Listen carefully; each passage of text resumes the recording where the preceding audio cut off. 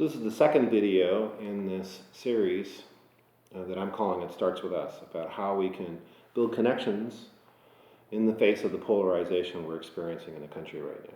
Arguably, the country's never been more divided, and this is true of other countries around the world, not just here. And the way forward isn't about furthering the divide. The way forward is about building connections. At the same time, as we build bridges, we can't hide from the truth. We have to find ways to speak the truth, but speak the truth in a way it can be heard. Second concept I want to share with you is the idea of non-judgmentalism. Judgment is a relationship killer, a learning killer, but also a relationship killer. If I feel judged by another person, it's very hard for me to connect with that person. And usually judgment is about the competence of another person or the moral perspective of another person. If I think someone is morally wrong, I'm passing judgment.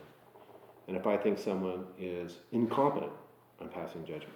At the same time, we have to speak the truth, and we'll talk about that in another one of these little videos. But how do we go about being non-judgmental in the way we approach people? How do we go about having opinions about what the person says without actually judging the human being? People we love often, who we have strong differences with, and those differences can inhibit our ability to love them. What do we do about it? Well, I want to tell you a story that's from Brene Brown's most recent book, which is called Rising Strong. Here's the book. And I won't give you the actual story. It's pretty awesome, though, I'll tell you. It starts on page 113. At any rate, in the book, Brene talks about going to a conference, and she's given a roommate for the conference she's going to present at. And the roommate, let's just say, is the roommate from hell. She has such a horrific experience with this roommate overnight that she ends up calling her therapist right after the conference and saying, I need to meet you right away and tell you about this roommate. You wouldn't believe how awful the experience was. And she goes to her therapist, and the therapist says to her, after Brene tells her the whole story, she says, have you ever considered the fact that your roommate, given where she is right now, was doing the best she could? And Brene goes, I can't believe you're taking her side. What am I paying you? And she goes on this rampage trying to find other people and ask them what they think. Do you think, given where people are, that they're mostly doing their best? And some people would say yes, and some people would say no, and those who agreed with her should say, right on, me too. They could be way better than they are. They're not doing their best at all. And finally she sits down with her husband, who's a pediatrician, and she says to him, Steve, do you think people right now, given where they are doing the best they can?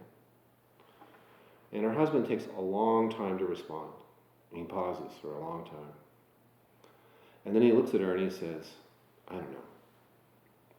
He says, but what I do know is this. He said, if I assume people are doing the best they can, then, he said, I'm a lot better doctor. When I don't make that assumption, and I shift into judgment, and I say they could be doing better, it really inhibits the ability to connect. And so a second thing I'm going to suggest is to move away from judgment. Now, Michael Fullen says judgment is when you roll your eyes, and there's a lot of ways you can roll your eyes that don't involve your eyes. And then you move away from judgment, I think, by working from the assumption, whether it's true or not, but for the sake of building connections, work from the assumption that people, given where they are doing the best they can.